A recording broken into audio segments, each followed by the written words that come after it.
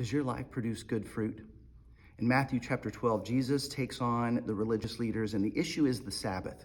The Sabbath was created by God to be a day of rest, a day to remember that we can trust him to provide for us.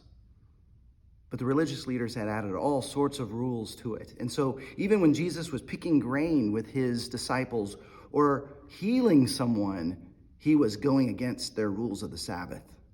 And so Jesus reminds them the purpose of the law is to remember that we can't live up to the standard without God's help. We need his mercy, and we should be people who extend mercy. He says, don't you understand that God desires mercy and not sacrifice, not religious rituals? And then he says, the Son of Man is the Lord of the Sabbath.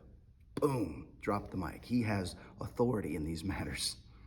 Jesus still doesn't want people to tell everyone who he is. He has places to go and things to do before that time. And then some people demand a sign. And so he says, I'll give you a sign, the greatest sign. He predicts he will die and rise again. And he uses this Hebrew idiom that he'll be in the belly of the earth for 3 days and 3 nights. Now, if you do the math, Friday to Sunday doesn't seem like 3 days and 3 nights, but it does in the Hebrew mind. It's an idiom.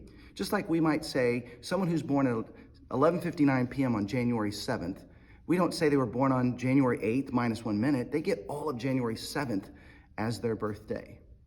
Jesus is saying the greatest sign will be I give up my life and I will live again.